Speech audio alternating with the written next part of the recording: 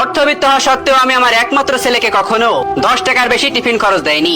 সে বরাবরই তার বন্ধুদের দেখিয়ে বলে, বাবা দেখো সে আজ কত বড় ব্র্যান্ডের ঘড়িটা পরে এসেছে, বাবা দেখো তার স্কুল ব্যাগটা ইম্পোর্টেড, সুন্দর না বাবা? আমি মাথা নাড়িয়ে শুধু সম্মতি দেই। আমার ছেলের সাহস কিন্তু এখনো হয়নি সেম জিনিসটা চাওয়ার। একদিন তার পায়ে সামান্য ব্যথা, স্কুলে যাওয়ার সময় বলল, বাবা আজকে তোমার অফিসের গাড়িতে নিয়ে যে আমার স্কুলের সামনে নামিয়ে দেবে। আমি তার সমস্যার কথা বিবেচনা করে বললাম ঠিক আছে। এরপর এক সপ্তাহ প্রায় সে আমার সাথে গেল, আমি চুপচাপ তাকে নামিয়ে দিতাম। আমার ছেলের এখন দেখছি হেঁটে যেতে ইচ্ছে করছে না। পরের দিন সকালে আমাকে বলার আগেই আমি বলে দিলাম, অফিসিয়াল জিনিস ব্যক্তিগত ব্যবহারের জন্য নিষিদ্ধ। বাড়ি থেকে স্কুল 10 মিনিটের পথ, নির্দিষ্ট সময়ের আরো কিছুক্ষণ আগে বের হলে হেঁটে যেতে পারবে। ছেলে প্রচন্ড মন খারাপ করে বসে রইল। এদিকে আমার স্ত্রীও মন খারাপ করেছে। কেন করি এমন, এর উত্তর জানা নেই। আজ সন্ধ্যায় ছেলে আমার বাড়িতে এসেই বলেছে, জানো আমার বন্ধু শহরের সবচেয়ে সেরা স্কুলে ভর্তি হয়েছে। সে বলতে চাইলো আমিও। বলার আগেই তাকে আমি থামিয়ে জানতে চাইলাম, বাবা প্রতিষ্ঠান সেরা হয় নাকি ছাত্র? ধরো আমি তোমাকে সেই স্কুলে দিলাম কিন্তু তুমি ফেল করলে কোন সাবজেক্টে, তাহলে আমি কি বলবো, তুমি ফেল নাকি স্কুল? ছেলে বলল, বুঝেছি বাবা।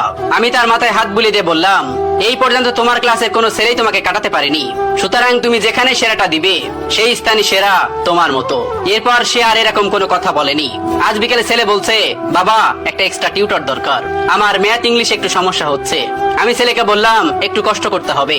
আমি যখন রাত করে বাসায় ফিরবো 9টা কিংবা 10টা, আমার কাছেই তোমার ম্যাথ আর ইংলিশ করতে হবে। ছেলে তখন বলল, বাবা তুমি টায়ার্ড থাকো না? আমি এসে বললাম, না বাবা আমার কাছে তো সামর্থ্য নেই তোমাকে এক্সট্রা টিউটর দেওয়ার, আমি বরং একটু কষ্ট করি, কি বলো? ছেলে আমাকে জড়িয়ে ধরে বলল, ঠিক আছে বাবা। রাতে স্ত্রী বলল, তুমি এরকম 10টা টিউটর রাখতে পারো কিন্তু। তখন আমি আমার স্ত্রীকে বললাম, শোনো আমার সন্তান বুঝুক যে আরাম করে সবকিছু পাওয়া যায় না।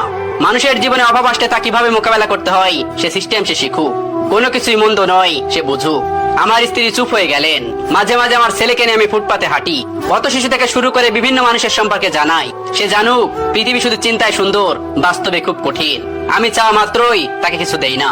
একদিন সে আমাকে বলেছিল, বাবা এরকম কেন তুমি? আমি তাকে বলেছিলাম, সময় হলে বুঝবে। 2-3 দিন আগে সে ইলিশ পোলাও খাবে। তাকে বললাম, টাকা তো কম, তোমার কাছে কিছু আছে? থাকলে ইলিশ আনা যাবে। ছেলে আমার 50টি 10 টাকার নোট বের করে দিল। আমি অবাক হয়ে বললাম, তুমি খরচ করনি? সে মুচকি হাসিতে বলল, না বাবা আমি জমিয়েছি। আমার পরিচিত এক ভাই স্কুলে না খেয়ে আসে, কোনো টাকা নেই তার কাছে, আসলে সে অসহায় বাবা। আমি মাঝে তাকে ক্ষুধার্ত দেখে বুঝতে পারি, সেই দিন তার সাথে খাই, তখন সে না করে।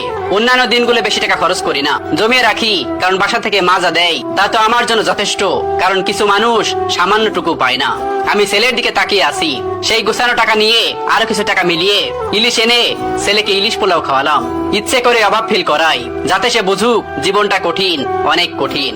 ঈদের বাজারে গিয়ে তাকে বলেছি সাধ্যের মধ্যে নিতে। সে একটা প্যান্ট নিয়েছে শুধু, জানতে চাইলে বলে তোমার জন্য পাঞ্জাবি আর মায়ের জন্য শাড়ি নিয়েছি।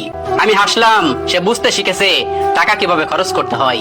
একদিন বসে বসে সে আমাকে বলতেছে, বাবা সায়েমটার মানুষ হলো না, অথচ আঙ্কেল তার জন্য নিজেকে উজাড় করে দিয়েছে, যা চেয়েছে সে তার সবটাই তাকে দিয়েছেন। আমি ছেলেকে বললাম, আমি কি কিছু দিতে পারিনি তোমাকে? ছেলে আমার কোলে মাথা রেখে বলল, প্রতিটা চাহিদা পূরণ করে শিখিয়েছো, অভাবে যেন স্বভাব নষ্ট না হয়। তুমি জীবনে আমার যা শিক্ষা দিয়েছো বাবা তার সবকিছুর ঊর্ধ্বে। তুমি শিখিয়েছো অভাবকে কিভাবে ভালোবাসতে হয়। আমি এখনো জানি আমার বাবার আমি ছাড়া আর কিছুই নাই, বাকিটা আমাকে করে নিতে হবে, সবকিছু ইউটিলাইজ করতে হবে। আমি সাধারণ জামা কাপড়ে হীনমন্যতায় ভুগি না বাবা, কারণ আমি জানি আমি কে। তোমার দেয়া শিক্ষা আমি সারা জীবন ধরে রাখবো বাবা। চাওয়া মাত্রই পেয়ে গেলে আমি কখনো জানতামই না 50 দিন না খেয়ে টিফিনের টাকা জমালে 500 টাকা জমা হয়। তুমি আসো বলেই সম্ভব।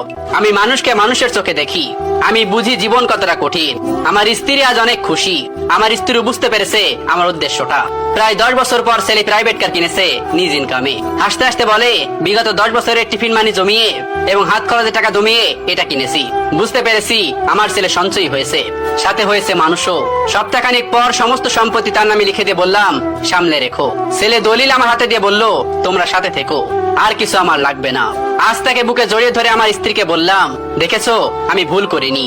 আমি আমার সন্তানকে মানুষ করতে জীবনের শ্রেষ্ঠ শিক্ষাটাই দিয়েছি, যেমনটা আমার বাবা দিয়েছিলেন আমাকে। আমি অভাবে সন্তানকে লজ্জিত হওয়া নয়, বরং দৃঢ় থাকতে শিখিয়েছি।